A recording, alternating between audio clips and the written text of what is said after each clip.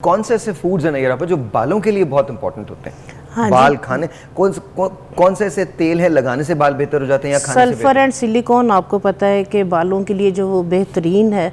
अगर आप खाने के दौरान प्याज का इस्तेमाल अगर आप सलाद के तौर पे बढ़ाते हैं, प्याज का जो फ़ायदा है वो ये है कि जब आप खाने के साथ खाते हैं तो कोई भी ऐसा बैक्टीरिया जो खाने के साथ या हवा के अंदर इन्वायरमेंट के अंदर आपके अंदर जा रहा है तो उसको किल करता है। दूसरे नंबर पे आपको पता है उसमें रिच सल्फर एंड सिलिकॉन है। खाने के साथ उसको खाने से ये होता है कि आपकी स्किन, हेयर, नेल जो है वो उसके साथ बेहतरीन रहते हैं। उसके बाद जो सीजनल आपके फ्रूट्स एंड वेजिटेबल्स हैं वो बेहतरीन है। आप जो है वो खाने से पहले जो है वो अगर सलाद का एक बाउल आप ले लेते हैं और फिर बात वहीं पे आ जाती है कि पानी का इनटेक। आप एक बोतल जो है वो 1.5 लीटर पानी का आपने पीना है तो आप एक बोतल के अंदर पानी भर के जहाँ पे आपका जो है वो डेली वर्क आप कर रहे हैं, गुजर रहे हैं, आप वहाँ पे रख लें और उसके अंदर जिस तरह से जो है वो बताया कि उसको आप डिटॉक्स वाटर बना लें, उसमें खीरा डाल लें, आप जो है वो मिंट डाल लें थोड़ा सा और एक जो है वो दालचीनी का टुकड़ा डाल लें। हाँ जी, पिंक सॉल्ट बेस्ट, वो डाल लें आप तो वो बेहतरीन है। 1.5 लीटर हाँ एक चुटकी बात कर रहा हूँ मैं अभी शाइस्ता की तरफ था तो उसने राजा से पूछा भाई को क्या देते हो खाने में तुम? तो उसने कहा वो बॉस को मैं कौन सा नमक इस्तेमाल कर रहे हो? तो उसने कहा नॉर्मल जो हम लोग इतने अच्छा Shaista is very conscious about it तो शाइस्ता को उसके पिंक सॉल्ट इस्तेमाल किया करो। उसने ला के दिखाया एक ना तो राजा ने उसकी पिक्चर लेके रख लिया, हमने अभी तक लिया नहीं है तो जब टाइम मिलेगा ले लेंगे। अच्छा डॉक्टर साहबा आपकी तरफ आ रहा हूँ।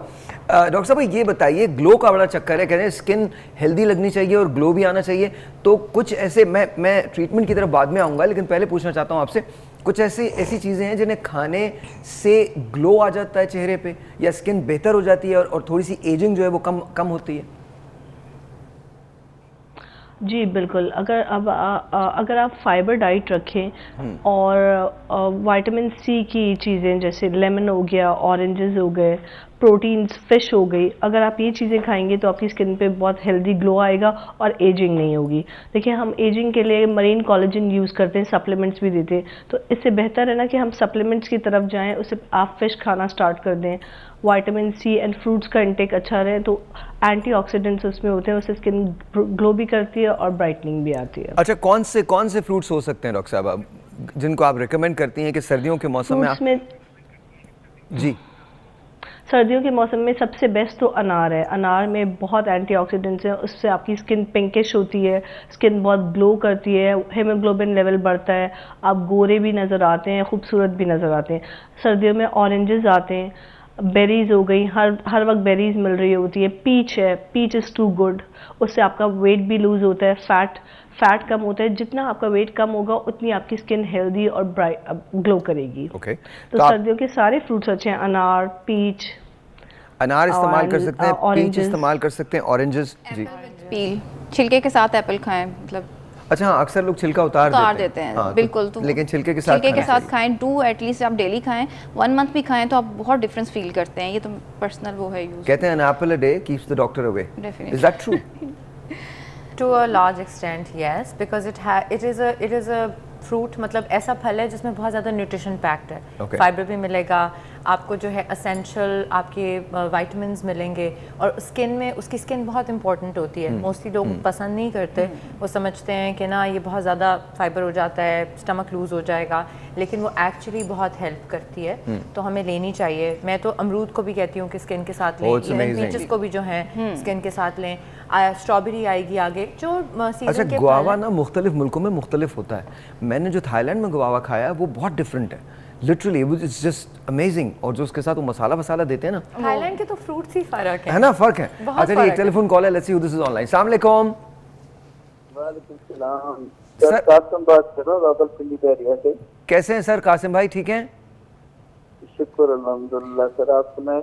बहुत अल्लाह का शुक्र है। मेरे शुगर से सारे बाल गिर रहे हैं, थोड़े रह गए हैं, बस इसकी डॉक्टर साहब से बात करनी थी। ओके, कौन हु वांट्स टू टेक? हर बंदा एसोसिएट करता है, ये कह रहे हैं मुझे शुगर है ना, शुगर की वजह से बाल गिर रहे हैं। मैं जो बात पहले कर रही थी कि हमारा अलमिया ये है कि बाल बेचारे अलग हैं और बाकी बीमारियां अलग हैं। बाकी बीमारियों को भी ट्रीट करें, बालों का ब्लेम उन बीमारियों पे ना डालें। इस बात को अंडरस्टैंड करें और रियलाइज़ करें कि हमें बालों की बीमारी है। वो नॉर्मल गंजपन भी हो सकता है, वो डेफिशिएंसीज़ की वजह से भी हो सकता है। येस, अल्टीमेटली शुगर की वजह से आपके बहुत मेटाबॉलिक प्रोसेसेस बॉडी में डिस्टर्ब होते हैं, तो chronic illnesses can lead to hair loss, यानी आप लंबा अरसा किसी भी वजह से बीमार रहते हैं तो आपके बालों पे अफेक्ट होता है। लेकिन जो नॉर्मल गंजपन है, हमारे मेल्स उस वक्त हमारे पास आते हैं या फीमेल्स उस वक्त आती हैं जब आधा सर सामने से पूरा खाली हो गया होता है और वो समझते हैं कि प्राण करके मसला हल हो जाएगा। अगर वो यंग एज में 20s में 25 पे 30 पे जब उनको हेयर लॉस होना शुरू हुआ था, थिनिंग नज़र आनी शुरू हुई है और लग रहा है कि हेयर लाइन पीछे जा रही है और सामने से थिनिंग नज़र आना शुरू हो गई, उस वक्त अगर ट्रीटमेंट करना शुरू कर दें तो काफ़ी हद तक बालों को सेव किया जा सकता है। और जी, तो अर्ली डिटेक्शन जो है और अर्ली ट्रीटमेंट जो है वो आपकी बहुत सारी चीज़ों को सॉल्व कर सकता है। Let's go to Karachi first and let's talk to doctor साहब। डॉक्टर साहब, ये बताइए, नेल्स की जब हम बात करते हैं तो कभी कभी हम देखते हैं कि नेल्स उतर भी जाते हैं, फंगस भी हो जाता है और नाखून जो हैं वो बढ़ भी नहीं पाते। अक्सर कंप्लेन कर रही होती हैं ख़वातीन और मर्द भी कंप्लेन करते हैं कि उनके पैर जो नाखून है वो काले हो गए। तो ऐसी सूरत हाल में क्या करना चाहिए? क्या डॉक्टर से मशवरा करना चाहिए या ओवर द काउंटर चीज़ें इस्तेमाल करनी चाहिए, और उसकी वजूहात क्या होती हैं? देखिए सबसे पहले कि नेल्स का बहुत ज़्यादा ख्याल करना चाहिए। नेल्स अगर ब्लैक होना शुरू हो जाए और येलोइश ग्रीन होना शुरू हो जाए तो उसका फ़ौरन जो है ना उसको नोटिस करें। और वो होता है फंगस, क्योंकि बहुत ज़्यादा गीले रखने की वजह से हाथ और पैर बार बार वुज़ू करते हैं, हाथ और पैर गीले रखने की वजह से नेल्स में फंगस होना शुरू हो जाता है और एक नेल में फंगस पूरे 20 नेल्स को डिस्ट्रॉय करता है।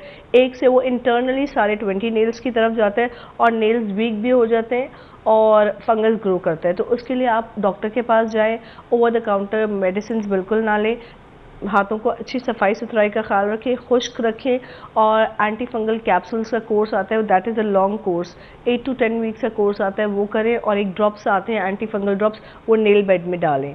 और कभी कभार ब्रिटल नेल्स हो जाते हैं वीकनेस की वजह से, जैसे कैल्शियम स्पॉट्स आना शुरू हो जाते हैं, उसमें अगर आप खाने पीने का इंटेक अच्छा करेंगे, स्किन की अच्छी वाइटामिन लेंगे, स्किन की वाइटामिन हमेशा स्किन हेयर नेल्स कॉम्बिनेशन में आती हैं, वो लेंगे 3 मंथ्स तक तो आपके नेल्स भी अच्छे होंगे और बाल भी अच्छा होना शुरू हो जाएंगे। बट नेल फंगस बहुत कॉमन है, अमूमन सर्दियों में बहुत ज़्यादा कॉमन हो जाता है गीला मॉइस्चर की वजह से। तो नेल फंगस को ज़रूर नोटिस करें और उसके लिए डॉक्टर से रुजू करें। अच्छा डॉक्टर साहब, while we are on that subject, अगर आपके हाथों की उंगलियों में कोई फंगस आ जाता है और आप उसे कहीं और लगाते हैं तो क्या उससे कोई किसी दूसरी जगह पे मुतासर हो सकती हैं चीज़ें, आपके बालों में या कहीं और आ सकता?